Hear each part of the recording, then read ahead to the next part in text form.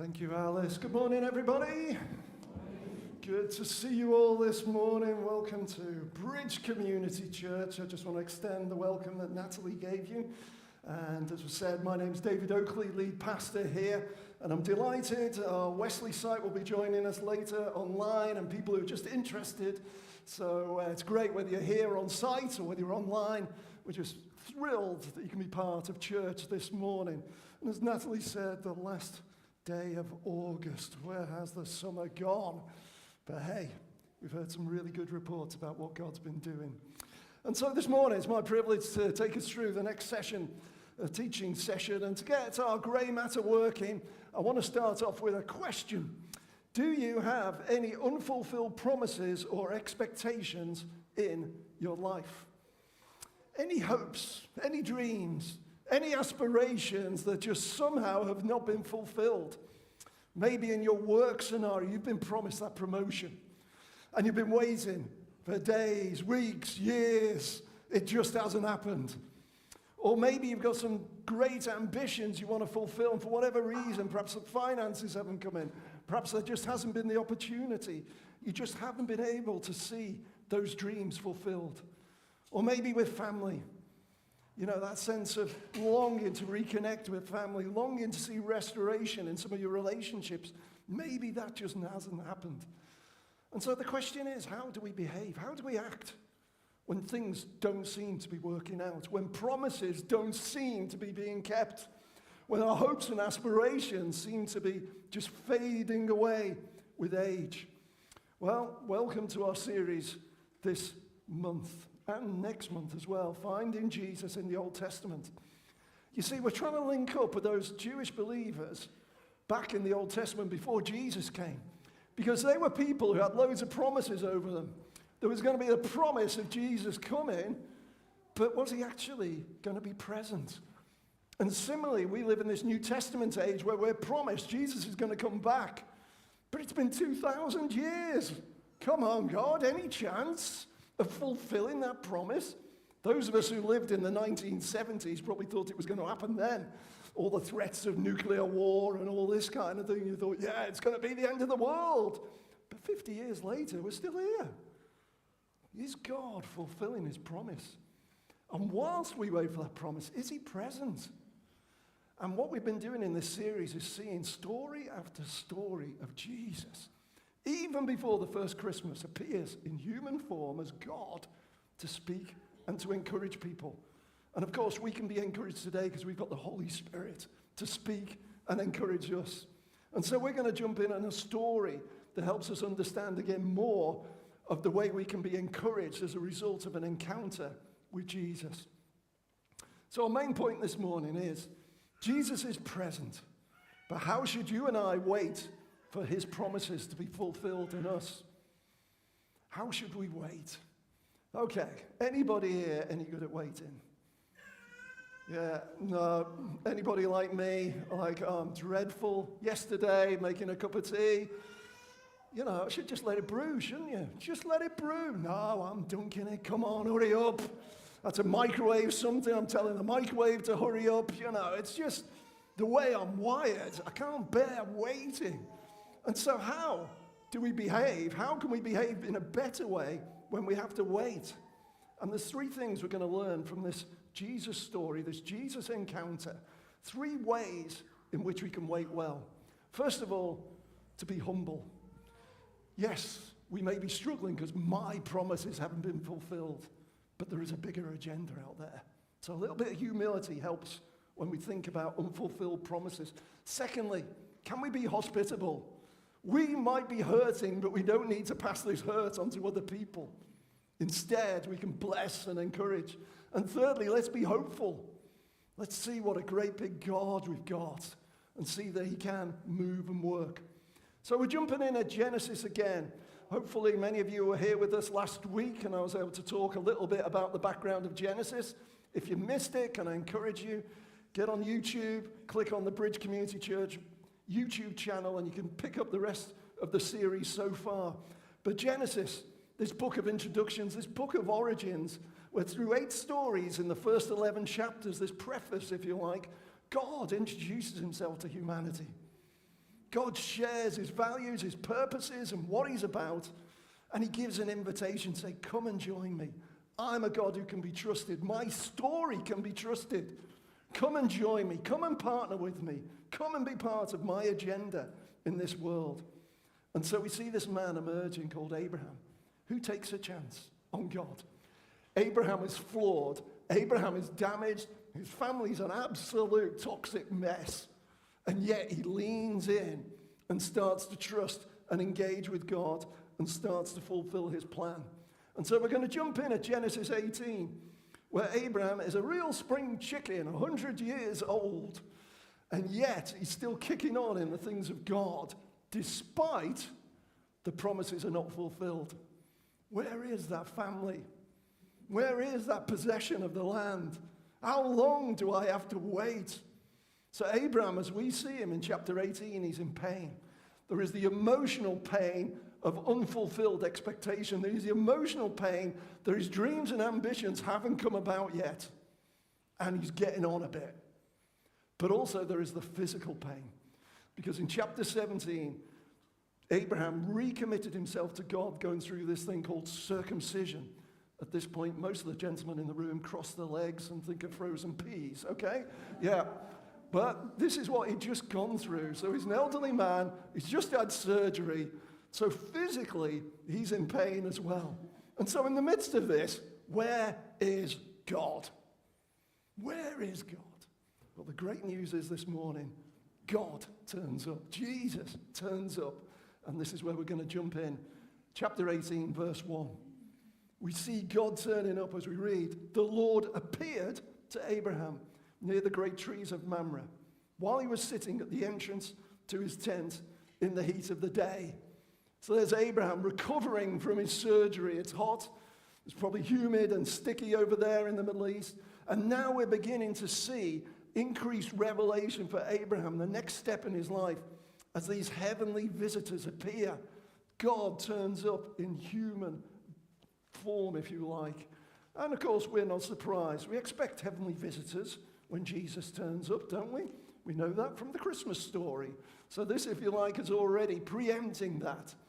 And so we continue with the story in verse 2. Look at the response of Abraham as we're thinking about behaving with humility. We're in pain, emotionally, physically. Life is tough. Life hasn't quite worked out the way it is.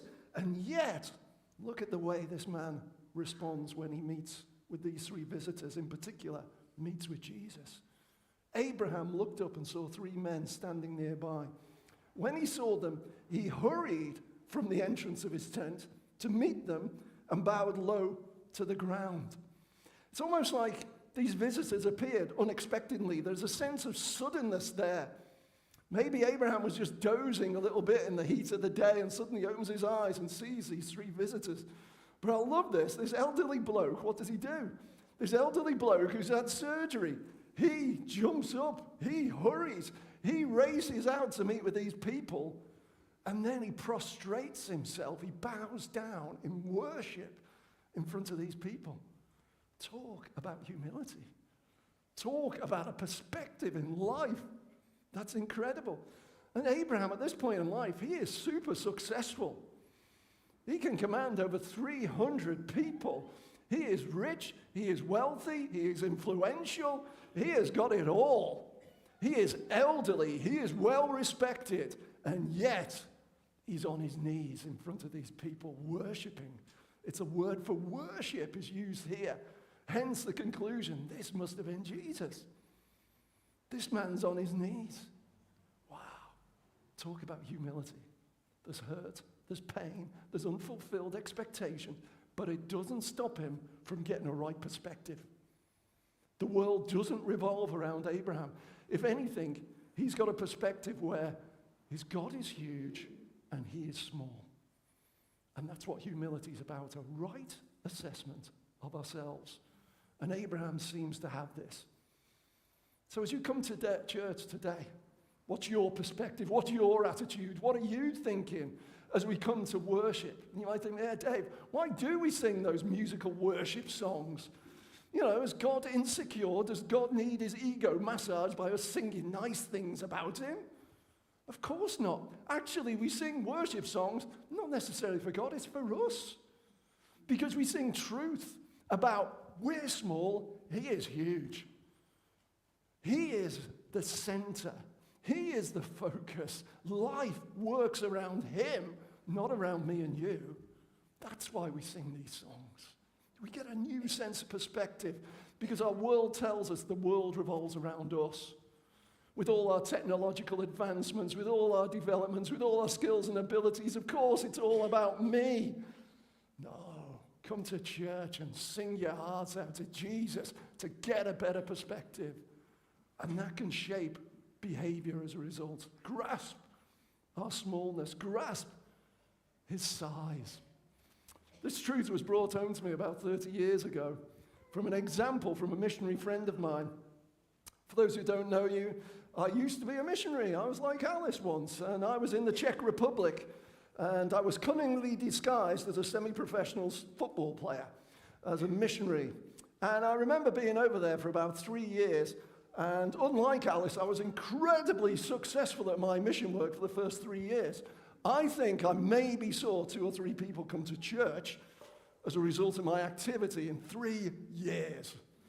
Nobody was interested in football mission, no openings, no opportunities, nobody was listening, and seriously, I was ready to give up. And I was with 2 or 3 other Christian guys who were also involved in football mission outreach. And I remember we just had a week that just stank. Everything broke. The emails broke, the computers broke. Every time we asked somebody to do something, it didn't work out. And I just said, right, I'm going home. I've had enough. Packing my bags, going back to the centre of the universe in Liverpool. Here we go. And my mate John, he decided to break out his guitar with his rainbow guitar strap. Now, I've got to be honest, John is an appalling guitar player. And the only thing that's marginally worse than his guitar playing is his singing. And we're there in this office building, and he starts playing, I don't know, a version of Kumbaya or goodness knows what else, because he couldn't play much. But he then tries to start worshipping God. And there's me and 2 other blokes sat there, and we're just looking at him thinking, what are you on, mate? The whole world's falling apart. We're useless. We're rubbish. Nothing is working. And you want a worship session? And he just kept playing, kept singing. Gradually, we started to join in. Not that the singing improved with me joining in, got to be honest. After 20 minutes, perspective changed. There was a peace. There was a sense about the presence of God. I tell you from that point, I suspect everything changed from that point. After that point, suddenly people started coming forward. Started to get interested. People started to come into church.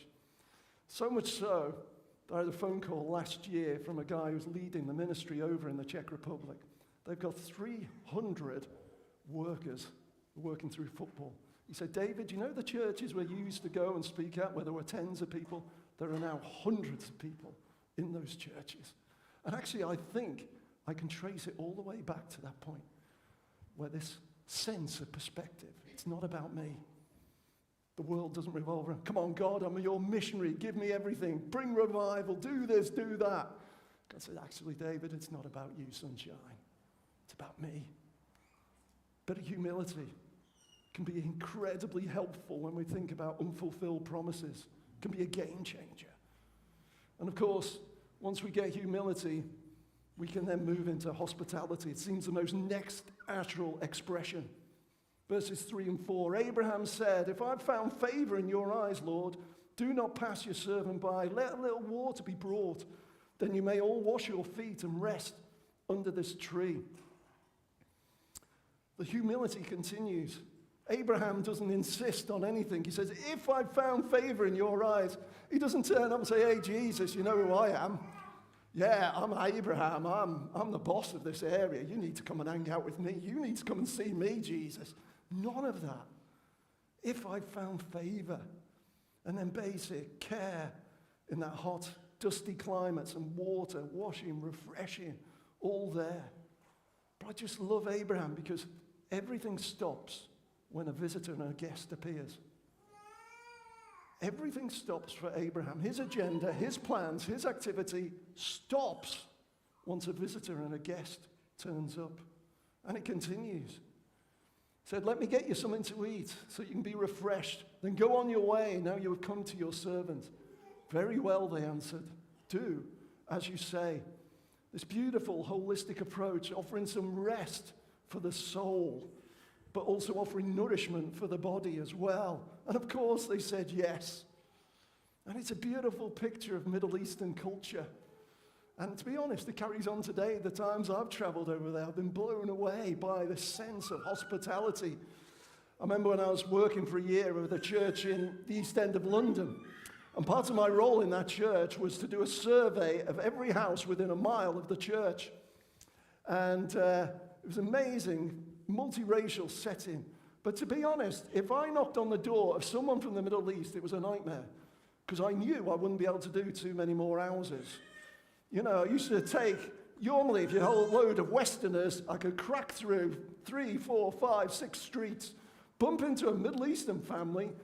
I could do 2 or 3 houses at best, and I'd be the size of a house, all those extra kilograms, you know, because it just fed and it just came. Beautiful picture of this hospitality here. And again, I love it. It just cranks it up a bit. Again, this is as an elderly man who's just been through surgery. Listen to this as he mobilizes everybody. So Abraham hurried into the tent to Sarah. Quick, he said, get 16 kilograms of finest flour. How much are these people going to eat? 16 kilograms? Wow, that's the biggest pizza in the world, isn't it? Knead it and bake some bread. So Sarah's mobilized. This outrageous generosity and hospitality.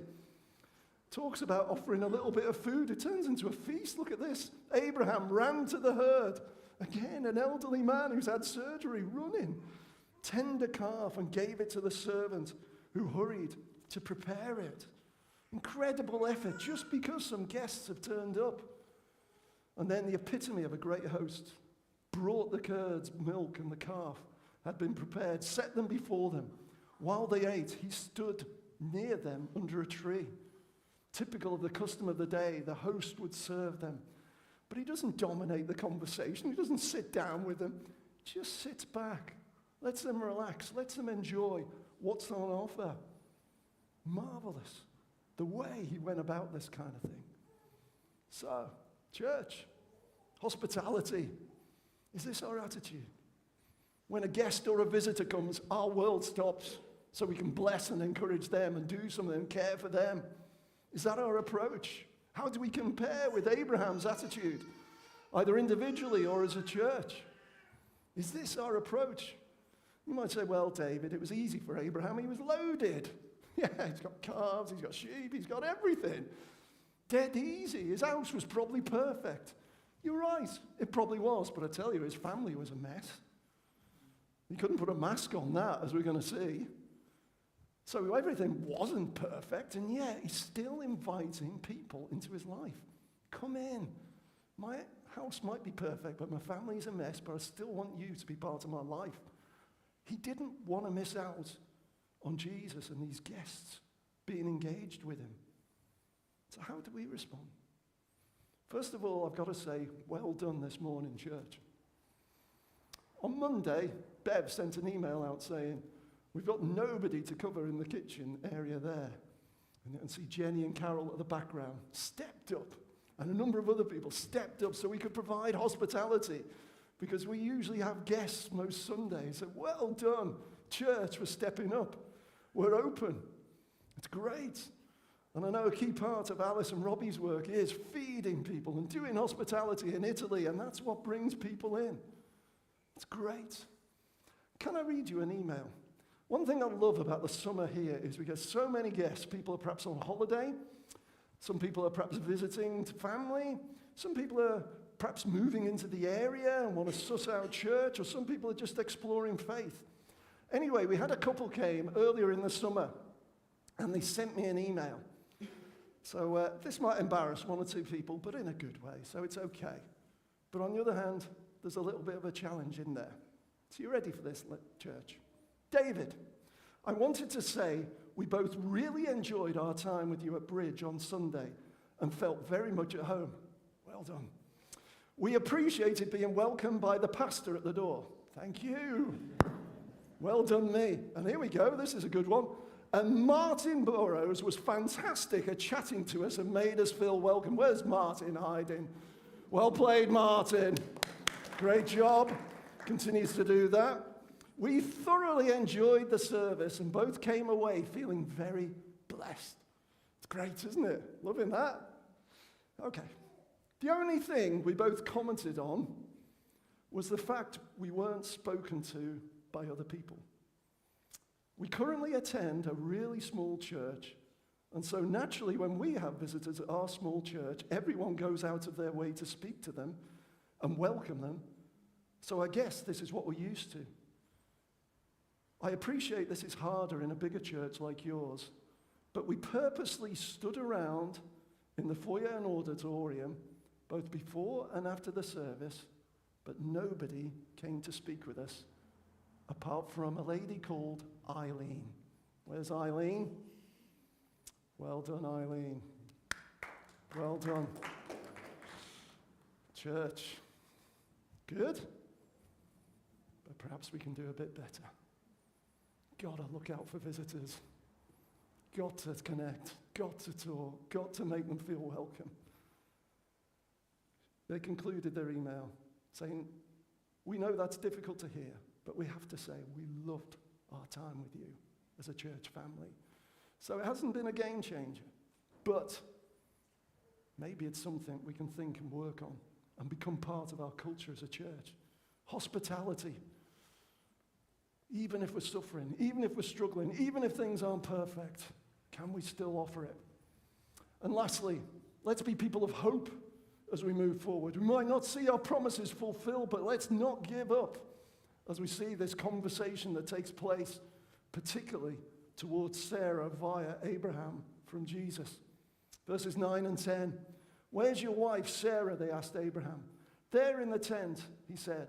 Then one of them said, I will surely return to you about this time next year, and Sarah, your wife, will have a son. So is this custom or cultural thing going on here, Sarah in a separate area, but she could hear. And somehow they were able to overhear the conversation that was going on. This is what she heard. Sarah was listening at the entrance of the tent, which was behind him. Abraham and Sarah were very old, and Sarah was past the age of childbearing. So humanly speaking, it's an impossible situation. It's an implausible situation, isn't it? It's going to need a miracle for this lady to have a child. And look at her response. So Sarah laughed to herself as she thought, after I am worn out and my Lord is old, will I now have this pleasure?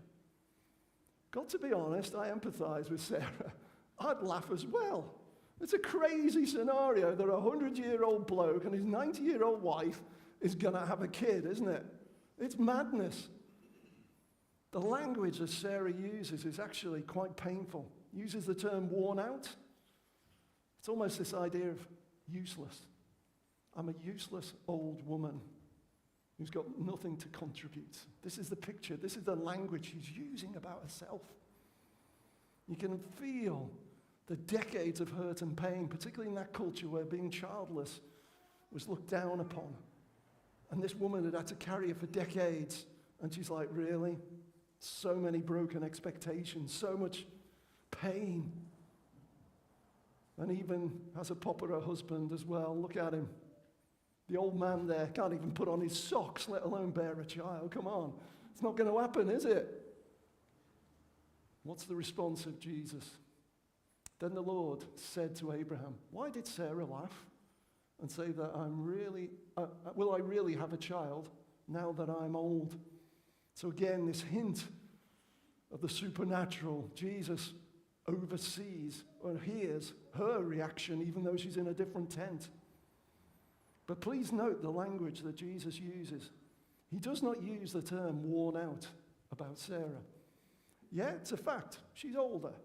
But he does not use the term worn out. He doesn't use the term useless. He doesn't use the term nothing to contribute. Because I think in God's economy, well, you've got breath in your body, you've got purpose, you've got usefulness.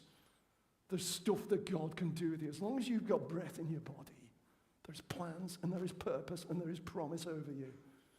And Jesus is trying to bring this across. to this precious lady who's suffered so much over the decades. And then we come to this conclusion, verse 14. Is anything too hard for the Lord, he says. I will return to you, and at the appointed time next year, Sarah will have a son. Very direct language to this couple. Jesus saying, look, I can make the laughable possible. I can make the implausible possible. I can make stuff happen. And you might say, well, why? He hasn't done it yet. Well, because Jesus is the all-seeing God, the all-knowing God, the all-powerful God, the creator of the universe, the one who redeems and restores. This is our Jesus we're talking about here. So there is always hope, even when life seems hopeless. He's a life-giving God. And so as we draw to a conclusion, this week, despite your pain, despite your struggle, despite the difficulty, despite unfulfilled expectations, can you function with these three qualities? Can you live with hope in your heart? Can you see the God of the impossible and think, yeah, come on, Lord. I know you can act. I know you can move in my situation. Secondly, will we be hospitable? Will you be hospitable this week? Will you somehow move beyond yourself to reach out to somebody else as a visitor and a guest? Can we do that this week? Forget this week. Can we do it this morning? Right, let's get embarrassing now. Is there any guests here this morning? Is there anybody? Please, can you put up your hand if you've perhaps been here maybe less than 3 times? 2 or 3 people. Yeah, great. There we go. We've got a few people here. Or perhaps you haven't been for a while. Hands up, please. I don't really want to embarrass you, but let's put your hands up. Yeah? Okay, at the end of church today, these are the people. Church, you're outnumbering them about 15 to 1. There is no excuse not to go and talk to these people and not to make them feel welcome. But please be kind and gentle, because they might be introverts. They might be, actually, I've just come to have a look. Don't be weird by all ganging up on me. But hey, can we be a bit sensitive as we do it? But please, let's do it. Let's give them the option. And can we possibly maybe say, let's go for a coffee or do something a little bit more? Can we? Sorry, that's incredibly practical on a Sunday morning.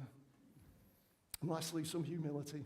I'm going to invite the worship band up, because I think it's time we need to worship God again. And we're going to worship God in 2 ways. We're going to do communion.